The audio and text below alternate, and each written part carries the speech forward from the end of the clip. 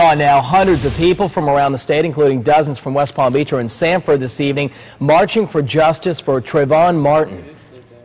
Today's rally, the latest, as outrage grows over the teen's death, allegedly shot by a neighborhood crime watch captain. News Channel 5's Rochelle Ritchie joining us live from Sanford tonight with more on today's rally. Rochelle?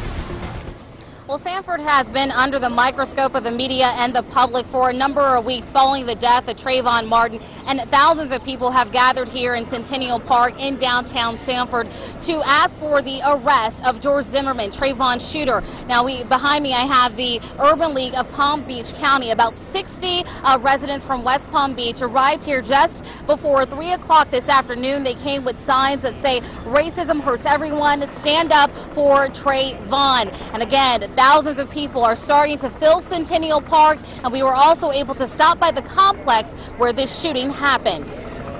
Family members of Trayvon Martin say all they want is one thing. I just want justice. Chara is Trayvon's cousin and says Trayvon was a teenager with a quiet spirit. It was just devastating because he was so young. New reports show Trayvon Martin was in Sanford the night of February 26th because he had been suspended from school for having an empty bag that had traces of marijuana in it. Still, supporters say on the night of what they call his murder, he did nothing wrong. I have two sons, and I feel like that could have been my son. Balloons have now been placed outside the Twin Lakes community. This is where Trayvon Martin was visiting his father the night of his death. You can see stuffed animals, pictures of Trayvon, and Arizona iced tea and Skittles have been placed at the memorial. Many people hoping it's a reminder of the justice yet to be served.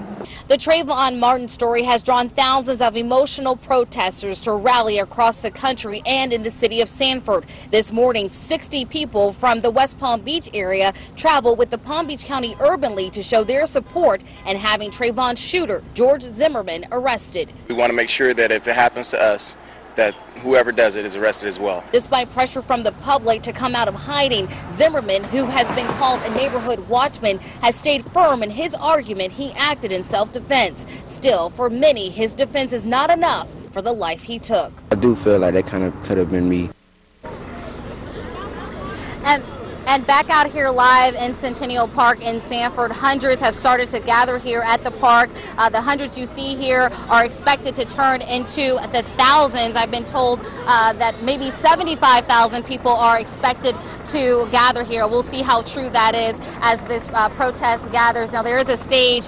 You can't really see it, but there is a stage set, and we're told that Reverend Al Sharpton and possibly Reverend Jesse Jackson are expected to speak to the crowd of protesters sometime this evening. I can tell you that despite the tension surrounding the Trayvon Martin case, the mood here is very unified and calm, so that is good, and they're hoping to keep it that way throughout the next couple of days. We're live in Sanford. Rochelle Ritchie, WPTV News Channel 5.